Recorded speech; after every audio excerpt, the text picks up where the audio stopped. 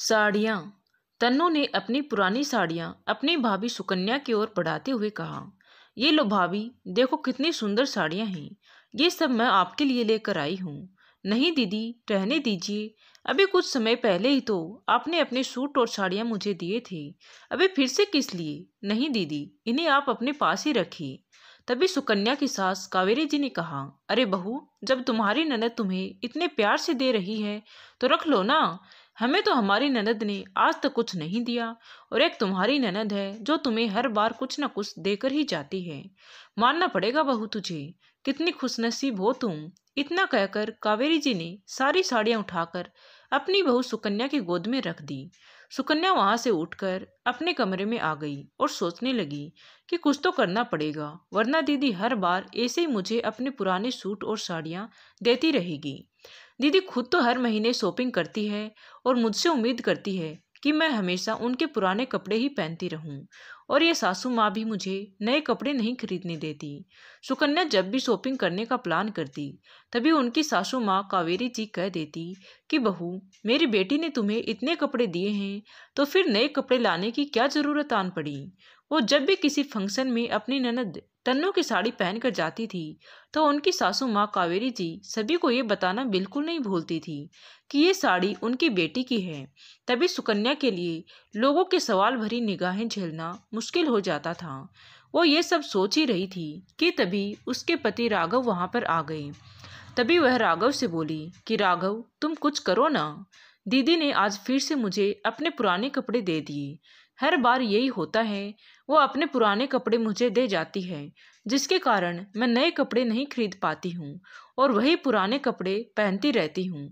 बाकी लोग भी मुझे अजीब निगाहों से देखते हैं, क्योंकि माँ जी सभी को बता देती है कि मैंने तन्नू दीदी की साड़ी पहनी है। कई लोगों ने तो मुझे सीधे मुंह कह भी दिया कि तुम्हारे पति राघव की इतनी अच्छी तनख्वाह है, फिर भी तुम अपनी ननद की उतरन क्यों पहनती हो। अब क्या जवाब दूं मैं उन सभी को। एक तो मैं दीदी के पुराने कपड़े पहनती हूँ, ऊपर से माँ जी उन सबके सामने बता देती है। क्यों, माँ जी को उन सबके सामने बताना जरूरी है क्या कि मैंने उनकी बेटी के कपड़े पहन रखे हैं। तभी राघव ने कहा, बात तो सही है, अगर माँ नहीं बताती किसी को तो किसको पता था कि तूने दीदी के कपड़े पहन रखे हैं या अपने। लेकिन देखो सुकन्या, मैं इन सब चक्रों में नहीं पड़ना चाहता, लेकिन इतना जरूर बोलूंगा कि अगर तुम्हें दीदी के कपड़े नहीं लेने तो तुम उन्हें सीधे मुंह मना कर दो। शायद कुछ दिनों के लिए तन्नू को बुरा लगे, लेकिन फिर हमेशा के लिए इन सबसे पीछा छूट जाएगा। इतना कहकर राघव वहां से चला गया। सुकन्या को भी समझ आ गया कि अब उसे खुद ही कुछ करना पड़ेगा, वरना ये सब ऐसे ही चलता रहेगा। उसने सोचा कि अगर सीधे मुंह कुछ बोला तो रिश्तों में कड़वाहट आ जाएगी, इसीलिए कुछ ऐसा करना होगा जिसे सामने वाला समझ भी जाए और रिश्तों में प्यार और अपनापन भी बना रहे।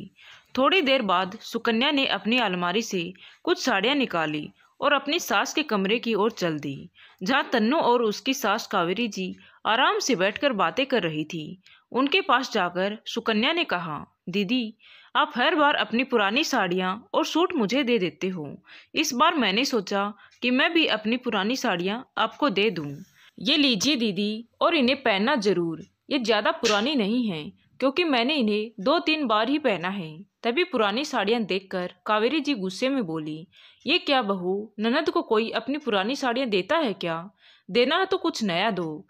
तभी सुकन्या ने कहा, लेकिन मम्मी जी, मैं ये साड़ियाँ पहनती नहीं हूँ, इसीलिए मैंने सोचा ऐसे ही पड़ी हैं तो दीदी को दे देती हूँ, दीदी पहन लेगी। तभी कावेरी जी बोली, तो क्या तुम अपनी बेकार की चीज़ें मेरी बेटी को देना चाहती हो?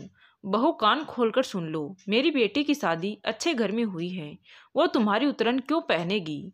और अगर तुम ये साड़ियाँ नहीं पहनना चाहती हो तो काम वाली को दे दो। किसी को अपना उतरा हुआ कपड़ा देने से अच्छा है कि उसको कुछ भी ना दे। तभी सुकन्या ने कहा, लेकिन माँ जी, दीदी भी तो मुझे अपनी पुरानी चीजें देती है, अपने सूट, साड़ियाँ और यहाँ तक कि सैंडल भी। और फिर कहीं जाना होता है तो आप मुझे मजबूर करती हैं कि मैं वही दीदी के दिए हुए कपड़े पहनकर जाऊं। माँ जी, दीदी की शादी अच्छे घर में हुई है तो मेरी शादी भी अच्छे घर में हुई है ना। मेरा भी मन करता है नए कपड़े लेने का, लेकिन मैं तो हमेशा से ही दीदी के कपड़े पहनती आई हूँ। माँ जी, मैं आपकी और दीदी की बहुत इज्जत करती हूँ, लेकिन ये बात मुझे बहुत परेशान करती थी, इसीलिए आज आपसे कह दिया। उम्मीद करती हूँ कि आप समझ गई होंगी। इतना बोलते ही सुकन्या को लगा जैसे उसका दिल हल्का हो गया हो। आज उसे लग रहा था कि काश ये बातें उसी दिन कह दी होती जब पहली बार उसकी ननद ने उसे पुराने कपड़े दिए थे। सुकन्या की बात सुनकर तन्नू और कावेरी जी को भी लगा कि जो बातें वो कह रही है वो एकदम सही हैं। तभी तन्नू बोली, अच्छा हुआ भाभी जो आपने अपने दिल की बात साफ साफ शब्दों में कह दी, वरना ये बातें दिल में रहती हैं तो रिश्तों में कड़वाहट पैदा होती हैं। भाभी, मैं आपकी भावनाओं की कदर करती हूँ, आगे से ऐसा नहीं होगा। तभी कावेरी जी भी बोली, तू सही कह रही है तन्नू, दिल की बात खुलकर बोल देनी चाहिए। आज सुकन्या ने अपने दिल की बात खुलकर बोली तो हमें भी अपनी गलती समझ आई। चलो अच्छा है रिश्तों में गांठ पड़ने से पहले ही उन्हें सुलझा लिया गया, वरना एक बार रिश्ते खराब हो जाते हैं तो उनमें पहले जैसा अपनापन नहीं रहता। अपनी सास और ननद की बात सुनकर सुकन्या के दिल को तसल्ली हुई। उसे इस बात की बहुत खुशी हुई कि सास और ननद दोनों ने उसकी भावनाओं को समझा और उसकी बात का कोई गलत मतलब नहीं निकाला। आशा करती हूँ दोस्तों ये एक छोटी सी कहानी आपको अच्छी लगी होगी। अच्छी लगी हो तो प्लीज़ वीडियो को लाइक शेयर एंड सब्सक्राइब जरूर करें। Thank you.